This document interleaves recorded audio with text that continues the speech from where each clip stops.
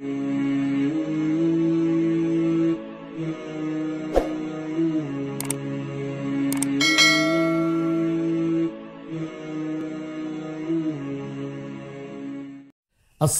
আলাইকুম ওয়া রাহমাতুল্লাহি ওয়া বারাকাতুহু। প্রিয় দর্শকবৃন্দ, কুরবানি ঈদ আমাদের অতি সন্নিকটে, তাই আমি আপনাদের খেদমতে আজকে কুরবানি উপলক্ষে এমন একটি বিষয় নিয়ে আলোকপাত করব, যেই বিষয়টির যথাযথ জ্ঞান না থাকার কারণে কুরবানির মতো এত গুরুত্বপূর্ণ একটি ইবাদত এটা বাতিল অথবা কাঙ্ক্ষিত সওয়াব থেকে আমরা বঞ্চিত হব। সুতরাং আজকে আমার আলোচ্য বিষয় হচ্ছে যে সকল কারণে আপনার কুরবানি বাতিল অথবা সওয়াব থেকে বঞ্চিত হবে। 1, লোক দেখানো বা নামের জন্য কুরবানি দিলে।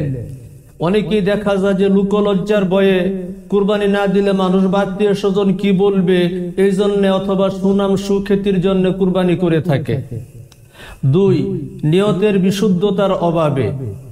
কুরবানির ক্ষেত্রে নিয়ত অত্যন্ত গুরুত্বপূর্ণ একটি বিষয়, কারণ সেটা একান্তভাবে আল্লাহ রাব্বুল আলামিনের দরবারে আমাদের কুরবানিটি কবুল হবে নিয়তের ভিত্তিতে। কাজে নিয়তের মধ্যে সামান্যতম ভেজাল পরিলক্ষিত হইলে কুরবানি বাতিল হতে বাধ্য। 3, কুরবানির অর্থ হালাল না হলে। 4, 2 জন মিলে এক শরিক হইলে। অনেক ক্ষেত্রে দেখা যায় যে যারা শরিকানা কুরবানি দেন তাদের মধ্যে এমন দেখা যায় যে 2 ভাইয়ে অথবা 2 জনে মিলে এক নামে কুরবানি দিল, কুরবানি করার পর গোশত তারা উভয়ে সমানভাবে বন্টন করে নিল, এই ক্ষেত্রে কুরবানি আদায় হবে না। 5, গরু বা মহিষ 2 বছর এবং ছাগল, ভেড়া, দুম্বা ইত্যাদি 1 বছরের নিচে বয়স হইলে। 6, ত্রুটিযুক্ত পশু দিয়ে কুরবানি করলে। শরীয়ত কর্তৃক নির্ধারিত পরিমাপের বাহিরে এমন ত্রুটিযুক্ত পশু দিয়ে যদি কুরবানি করা হয় যা শরীয়ত কর্তৃক গৃহীত নয়, তাহলে সে কুরবানিও বাতিল হবে।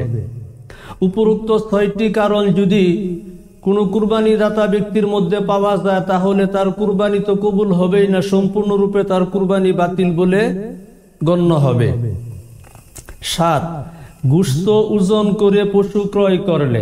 অনেক ক্ষেত্রে দেখা যায় ক্রেতারা কুরবানির জানোয়ার ক্রয় করতে গিয়ে আগেই মাপেন কয় কেজি গোশত হবে, কেমন ওজন হবে, তার উপরে ভিত্তি করে দাম বলেন। মনে হয় অবস্থাটা এরকমই দেখা যায় যে সে যেন গোশত কেনার জন্যই পশু ক্রয় করতে আসছে। এক্ষেত্রে গোশত মূল মাকসাদ না, মূল মাকসাদ হচ্ছে ইবাদত, আমার কুরবানি এটা আল্লাহর জন্যই হওয়া। সুতরাং গোশত কম বেশি যাই হোক তা মুখ্য বিবেচ্য বিষয় নয়।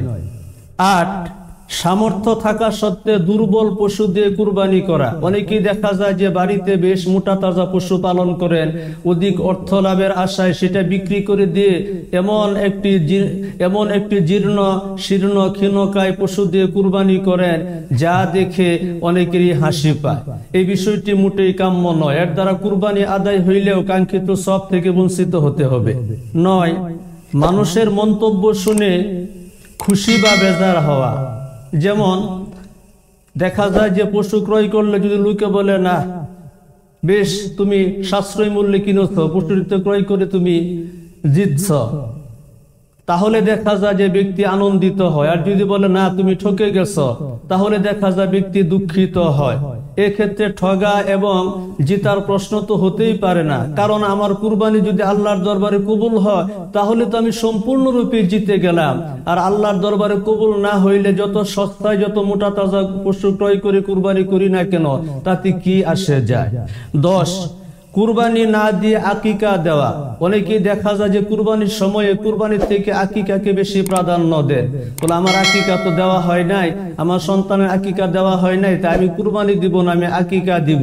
আসলে এই ক্ষেত্রে আকিকা নয়, কুরবানি দিতে হবে, তা না হলে কুরবানির হক আদায় তার উপরে থেকে যাবে।